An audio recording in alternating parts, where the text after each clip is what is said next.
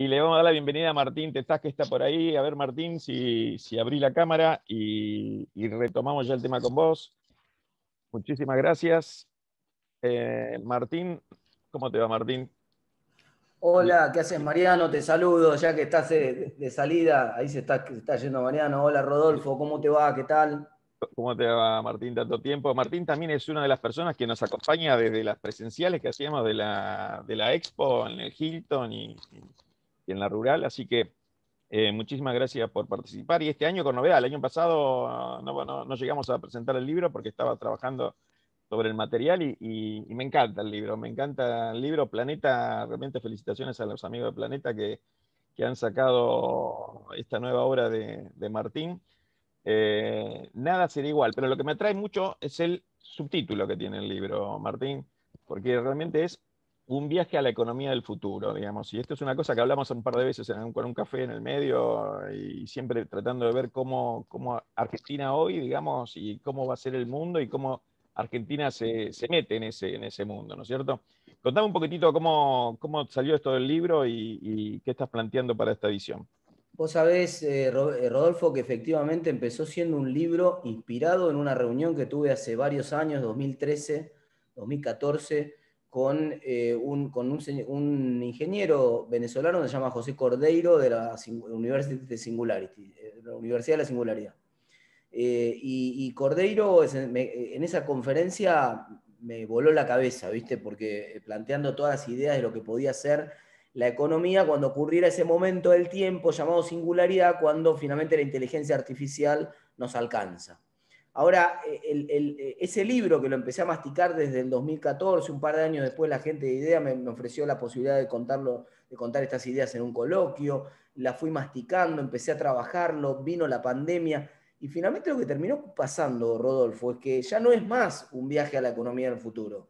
Ya es el futuro, está de viaje acá, digamos. Todas las cosas, las dos grandes transformaciones que atraviesan el libro, que tienen que ver con el eje de la inteligencia artificial, la revolución de la inteligencia artificial que permite crear valor sin trabajo, digamos, y la uberización de la economía del otro lado, que está haciendo añicos las estructuras tradicionales de intermediación que van desde el comercio tradicional hasta el transporte, obviamente, por eso Uber, pero ahora le está pegando al sistema financiero, entonces las finanzas, todo el ecosistema de las finanzas descentralizadas te digo que es una cuestión de tiempo nada más, se están comiendo vivo al sistema financiero tradicional.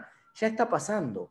Entonces ya no es era una manera, por supuesto, de salir de la coyuntura y de la discusión argentina de siempre, de salir de Argentina primero, porque esto es algo que está pasando en el mundo, y segundo, de salir de la coyuntura, pero el tiempo se nos vino encima, es decir, es tan exponencial y tan espectacular el cambio tecnológico al cual estamos asistiendo, que estos dos grandes cambios, el boom de la inteligencia artificial y el boom de la uberización de todos los procesos de intermediación, ya están entre nosotros. Y la gran pregunta es, ¿cómo va a impactar esto en el empleo? ¿Cómo va a impactar esto en el sistema educativo? ¿Qué poder le va a quitar a los estados?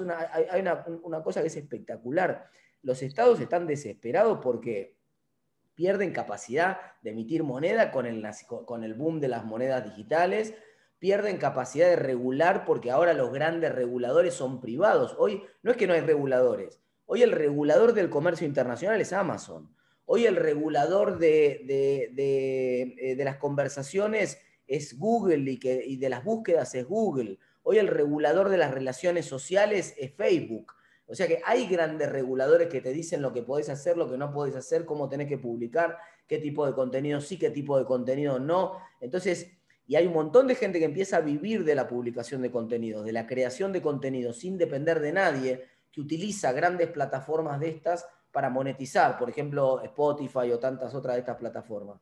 Entonces, se viene un mundo que está revolucionando el poder de los estados, quitándole muchísimo poder a los estados, y entonces también hay una contrarreacción de los estados que buscan, por ejemplo, Janet Yellen hace 2 semanas hablando de poner impuestos globales o de poner un mínimo global al impuesto a las ganancias de las sociedades. Entonces, estamos en el medio de una gran discusión y bueno, ese es un poco lo que quise hacer en el libro, bajar un poco a la cancha esa discusión y ofrecérsela a la gente. Sí, me acuerdo esa reunión con Cordeiro, porque incluso fue en la Universidad de Belgrano, que después salimos a comer algo, a cenar algo con varios economistas y charlamos con él un rato largo. él Claro, planteó esa mucho. reunión, mirá, te corrijo una cosa, Rodolfo. A mí el que me invita a la primera reunión con Cordeiro fue Agustín Echevarne, y te estoy hablando del 2013 creo que fue. Y 2 o 3 años después, yo ya me había empapado, estaba escribiendo sobre estos temas, lo traen de vuelta a Cordeiro, y ahí creo que Exacto, el arma Javi Milei a la reunión, lo trae exacto. a Cordeiro, y ahí me invita puntualmente y me dice, quiero que estés vos en el panel con Cordeiro. Yo, imagínate, me daba vergüenza estar al lado de Cordeiro en el panel. Estábamos Milei, Cordeiro y yo en el panel, y estaba Seba Campanario coordinando el Y panel. Seba también está correcto. Exactamente. Sí, exactamente. Me acuerdo de la cena que tuvimos después, que fue realmente una cena espectacular, porque una charla a un nivel de pensar el futuro, digamos, cosa que en Argentina cuesta mucho, ¿no es cierto? Porque la realidad nuestra está en la Edad Media, no está en el siglo XXII.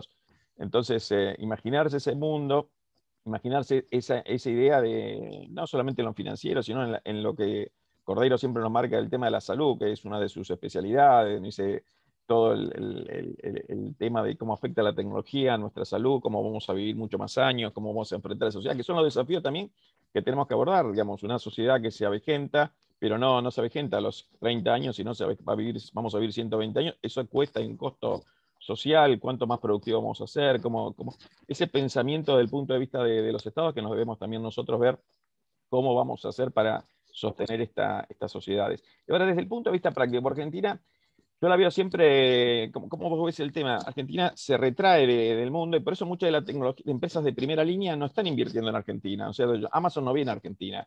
Y todo el mundo se escapa de las regulaciones. Incluso Mercado Libre tiene un montón de problemas internos con cosas del sindicato que te para y no te deja operar, o los bancos que le ponen restricciones para que pueda operar con Mercado Pago, que fue la bandera, la moneda que más creció en términos reales, aunque está en peso, digamos, el sistema de distribución y pago de uso de la moneda revolucionó Mercado Pago, el mercado en los últimos años en Argentina, ¿no es cierto?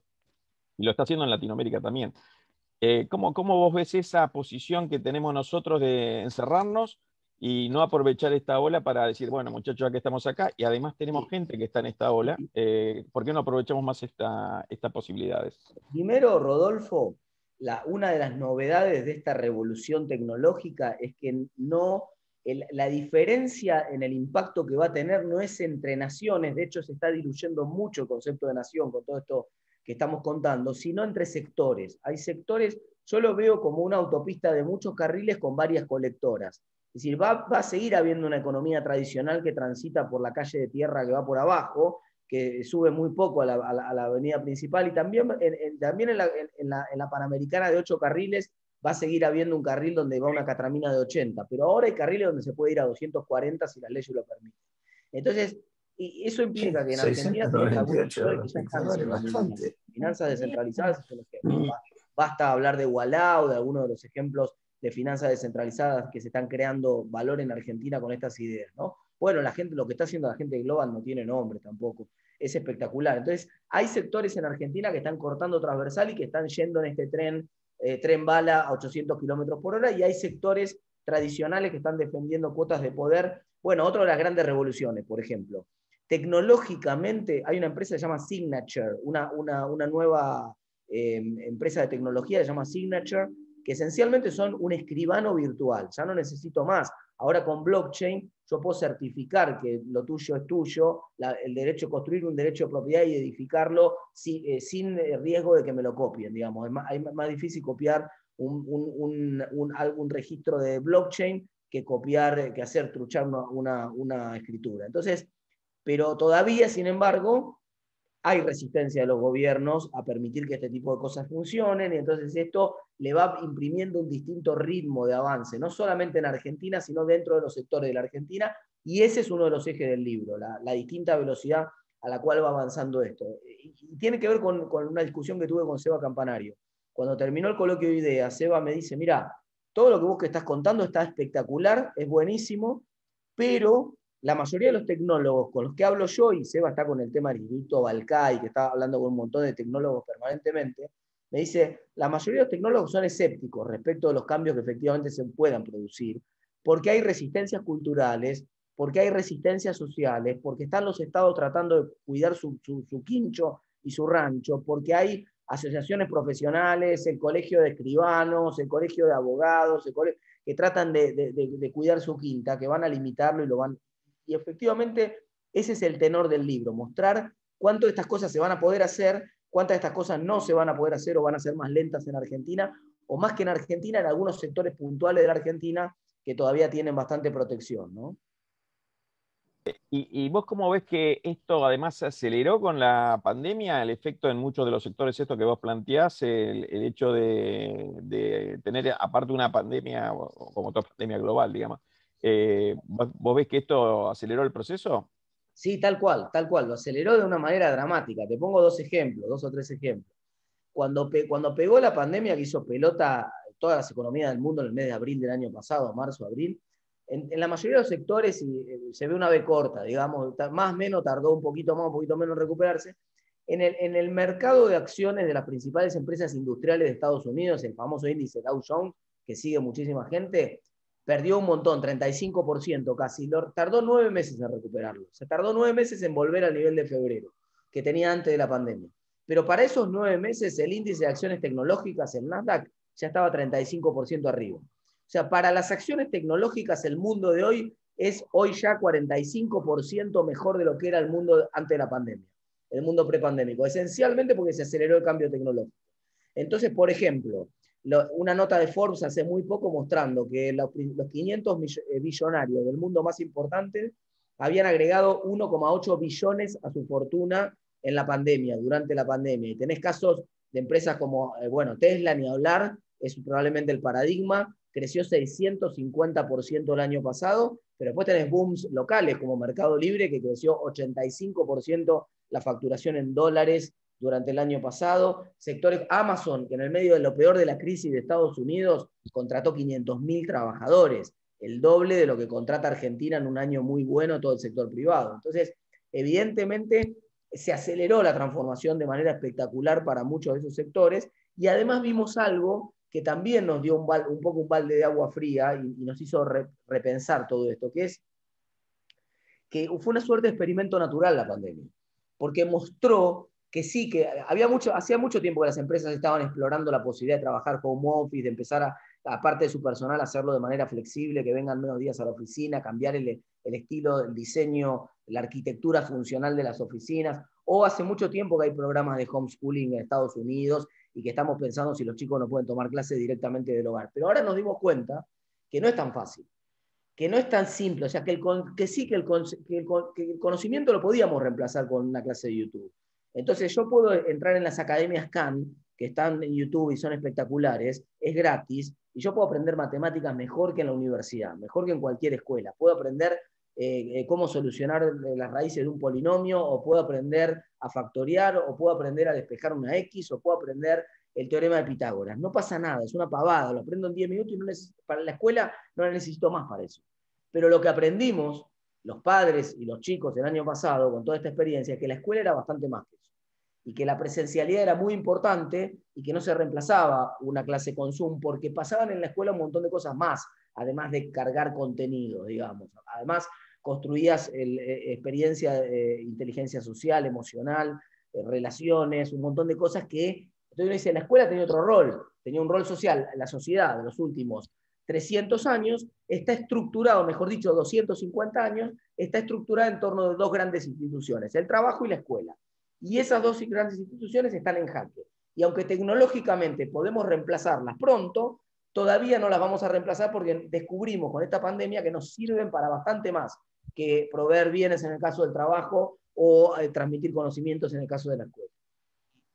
Sí, correcto. Vos sabés que hablando hace el fin del año pasado con algunos amigos, yo trabajé unos años en México y en una gran empresa mexicana me estaban diciendo que uno de los efectos que veían ellos, justamente uno de los soportes de logística de una gran multinacional que trabaja allá, me dice, mire doctor, me dice, la verdad que estamos renovando, para hacer gráfico, uno de cada 3 edificios, los alquileres. O sea, y no vamos a descender ni vamos a despedir a nadie, solamente que no vamos a volver más a las oficinas. La gente va a volver a las oficinas dos días a la semana en el mayor de los casos, y todo el mundo va a trabajar desde la casa. Y esto ya es definitivo porque no vamos a tener nuevos escritorios. Vamos a tener los mismos y solamente la disponibilidad es un tercio de lo que teníamos antes físicamente. Así que son impactos y números de un año y ya las empresas, digamos, en las economías centrales adoptaron este modo de trabajar, ¿no es Pero cierto? al mismo tiempo, Y lo Rodolfo, mantienen y mantienen el relacionamiento y el contacto, ¿no? pero al mismo tiempo, Rodolfo, lo que aprendimos en la pandemia es que mucha gente quiere volver a la oficina igual. Aún Exacto. pudiendo no hacerlo, digamos, dice, no, no, espera porque en la oficina pasaban otras cosas, además de la reunión de trabajo, de lo que yo puedo hacer eventualmente por Zoom. Entonces, como que la pandemia nos enseñó eso, a revalorizar lo que pasaba dentro de la oficina y a que no es tan a tal velocidad el cambio. Y vuelvo con un punto que tiene que ver con algo que decías más temprano, que me quedó picando también. Guarda, porque el avance de la inteligencia artificial nos complementa también. En todas las revoluciones industriales anteriores fracasó la idea ludista esta de, uy, ahora el fin del trabajo. El último fracaso grande de la predicción del fin del trabajo fue el de Rifkin. ¿Te acordás que escribió ese libro que se hizo famoso en todo el mundo, que se llamaba justamente El fin del Tiene trabajo? trabajo, Y correcto. Rifkin fracasó rotundamente esa hipótesis. Nunca hubo tanto empleo en Estados Unidos, hasta antes de la pandemia por lo menos, nunca hubo tanto empleo como en el año 2019, digamos, en Estados Unidos. Y eso que Rifkin se comió toda la emergencia de Asia, que no la vio venir, no la vio venir nadie, no, no es un problema de Rifkin. Y sin embargo, la economía terminó cada vez con más trabajo. ¿Por qué? Porque somos animales insaciables, queremos siempre más, queremos cada vez más, y entonces el salto espectacular de productividad que aumentó, multiplicó por 7 el ingreso per cápita en los últimos 100 años en el mundo, hizo que nosotros querramos 7 veces más cosas o 8 veces más cosas. Y una cosa parecida pasa ahora. Ese cambio espectacular de multiplicar por 7 el ingreso per cápita que vimos en los últimos 100 años, probablemente lo veamos en los próximos 30. Se acelera la velocidad del cambio tecnológico, pero no va a desplazar tanto empleo como estamos previendo, más bien va a ser complementario el empleo. Y va a revalorizar mucho la inteligencia artificial, la posibilidad, la productividad de las personas mayores, de lo que nosotros hoy llamamos adultos mayores.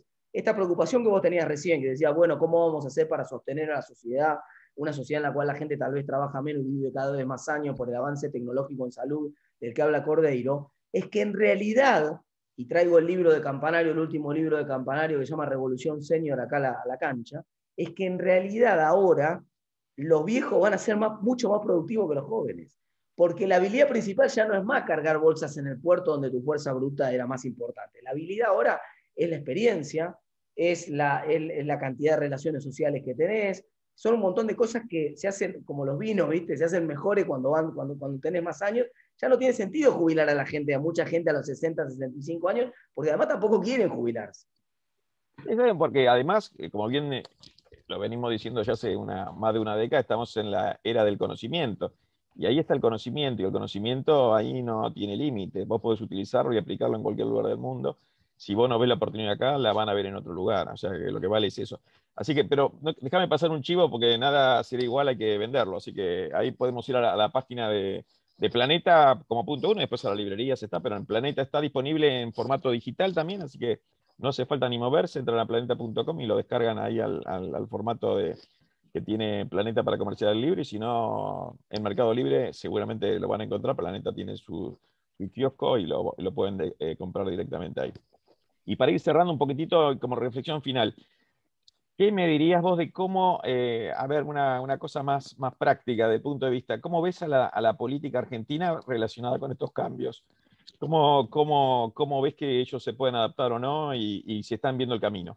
Mirá, la política argentina tiene como dos partes. Una que se ve, que es la política de lo electoral, del día a día, de la disputa por el poder, digamos. Esa política es una política pijotera, miope y que atrasa 50 años, que no ve, no le importa, no es que no ve el futuro, es que no le importa lo más mínimo. Esa política tiene un objetivo que es ganar las próximas elecciones, acumular poder en el corto plazo, y entonces no entra nada de lo que estamos charlando en esa ecuación. Pero es cierto que en la clase política hay mucha gente, y esto corta transversal a los distintos partidos políticos, hay mucha gente que está pensando estos problemas.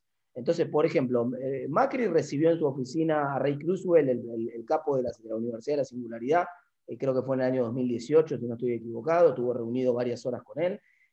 mucha gente que trabajaba en educación en el gobierno de Macri había trabajado en la Universidad de Singularidad y traía muchas de estas ideas, pero también sé que en el gobierno de Alberto hay gente pensando estos temas. O sea, es cierto que no es gente que hoy tenga poder de decisión, o que no es gente que está en el frente de batalla, tal vez no es un ministro y tal vez no es un diputado o alguien que está hoy tratando de ganar una elección. Por eso te digo, la política va como a dos niveles. Hay una capa intermedia de dirigentes que tal vez son dirigentes más, no sé si iluminados es una palabra exagerada, pero tal vez son más ilustrados, dirigentes que les interesa, que están en instituciones, por ejemplo, yo soy becario de la Fundación FURP, que muchos de los que están acá también han participado. Es una gran fundación que trabaja formando líderes y que corta transversal a todos los sectores políticos. Yo tengo un montón de amigos que fueron becarios conmigo en ese momento, que hoy soy funcionario de gobierno.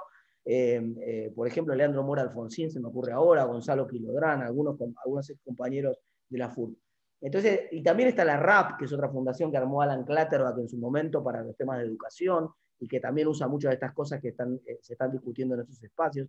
Empieza a haber espacios de gente no interesada en ganar la próxima elección, que junta personas de todo el arco político que empiezan a discutir estos temas. No soy tan pesimista. Por supuesto, la política electoral de corto plazo no le importa nada.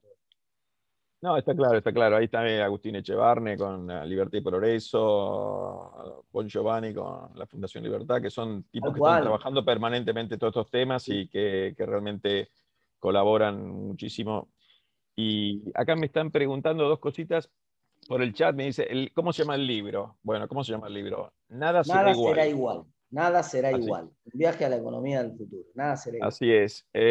Bueno, te felicitan, te siguen por el programa de La Nata, muchos te mandan saludos y agradecen mucho tu forma de expresarte y de pensar. Y bueno, en general, estamos cumpliendo ya el tiempo. Martín, muchísimas gracias por la presencia y bueno, esperemos que el año próximo podamos hacer una presentación del libro, pero en persona, digamos, Sí, podemos superar ojalá, ojalá, ojalá. Muchas gracias, Rodolfo, y muchas gracias a la gente de Expo IFE que siempre me permiten participar y es un gusto estar con todos ustedes. Así que, bueno, Mati, compañía, equipo, le devolvemos el control, cumplimos con el programa. Muy bien.